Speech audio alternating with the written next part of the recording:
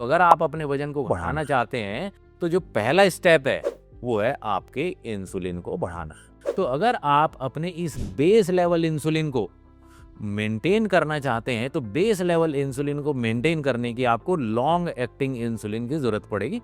तो डॉक्टर आपको long acting insulin बताएंगे और वो लॉन्ग एक्टिंग इंसुलिन की हाई डोज नहीं चाहिए होती, मतलब 5, 6, 7, 8 जैसी आपकी बॉडी की कंडीशन है उसके बेसिस पे डॉक्टर आपको बताएंगे।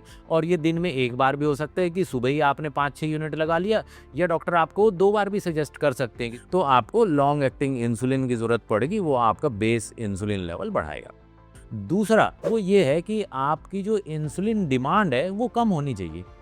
जो इंसुलिन डिमांड है, क्योंकि एक तो बेस हो गया और बीच बीच में जब भी आप खाना खाएंगे तो इंसुलिन डिमांड बढ़ेगी, तो वो डिमांड ज़्यादा नहीं होनी चाहिए। तो इंसुलिन डिमांड किस टाइप के फूड की ज़्यादा होती है?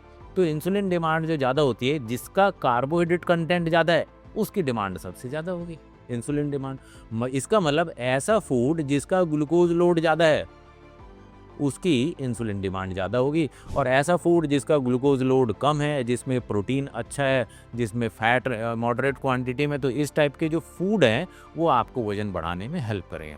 तो ऐसा एक फूड है जो आपके लिए बहुत ही आइडियल है, वो है डायबेक्सी आटा। डायबेक्सी आटा is a super food for a diabetic.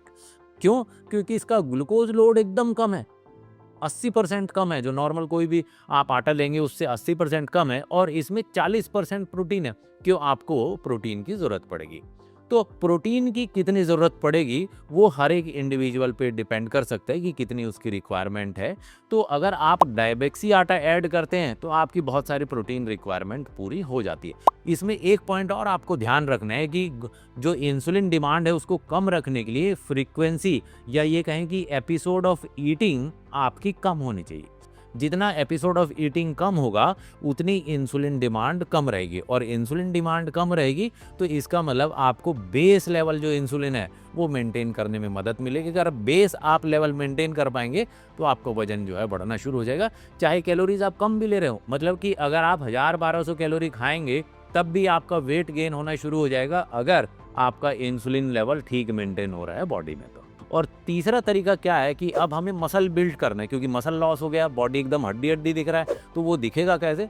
तो उसकी जो प्रोटीन डिमांड है, जैसे 1.2 kg of ideal body weight के हिसाब से, पर केजी के हिसाब से अगर आप ये कैलकुलेशन करते हैं तो इतना प्रोटीन बॉडी कैसे कंज्यूम करेगा? वो तब करेगा कि जब आपकी मस्कुलर एक्टिविटी होगी।